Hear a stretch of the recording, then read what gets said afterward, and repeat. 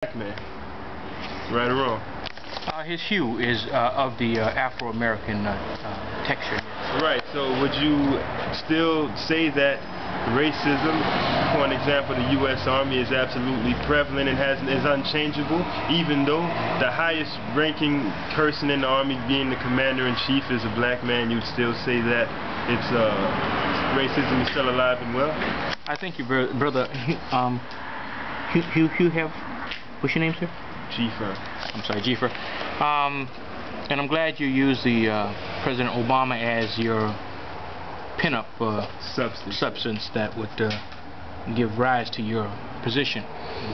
It shows how sinister and how clever America is by putting in front of its people, the masses, all of a sudden we shall overcome, from the Martin Luther King and Malcolm X era, that somehow we overcame. Look, you've got a black president. I'm still in shock. I haven't even gotten over it, and my inner instinct tells me that although Mr. Obama is of the Afro-American hue, that his policies and his ideology is persistent.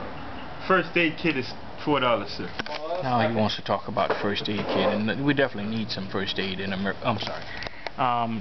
That America is so conniving and so trickery that it gives people of your belief the idea that racism is taboo and a thing of the past, because now you have what appeared to be a black president. And nothing could be further from the truth than that. Although Mr. Obama is of the Afro-American hue, as we said earlier, his ideology, his policies still are that of his predecessors, and that is as racist towards not only Afro-Americans in this country, but Africans throughout the entire globe and in every regions.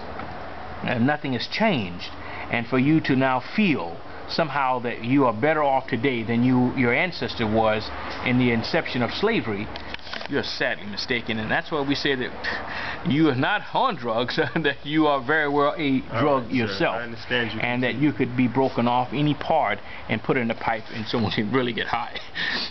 Alright, so I understand completely what you're saying, but to say that nothing has changed is a complete slap in the face, denigration, and also is what's the word I'm looking for? Just keep talking. You're listening to a conversation here on Cross Street Broadcast Media Communication, talking about racism in America, which will be aired on YouTube very soon. Go ahead, sir. All right. To continue what I was saying, not only what you're saying that nothing has changed, is not also a denigration, but also you're desecrating what black people has fought for to get where we are today, to say that we have gone nowhere, given the fact that there's no more segregation, period, nowhere in the United States of America. I must interrupt, sir. You spoke for it with great dialogue. There's more segregation now than there's ever been. Moderator, please. No, sir. Please, may I continue? Jesus.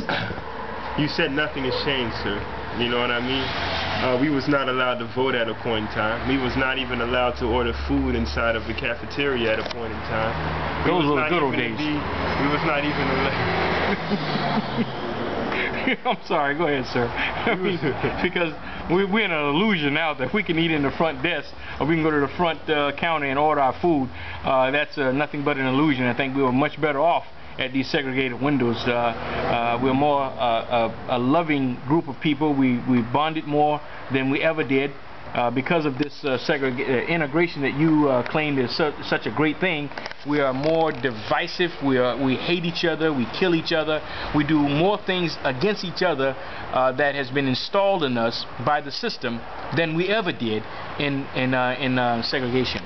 Well, the thing is, I'm not going to blame the white man for what we take, because we have to be accountable for our own actions. One of the greatest gifts God gave to man is the free will to choose. You know, God is not going to rape us of anything and instill in our hearts to do something that we ourselves will not agree to do.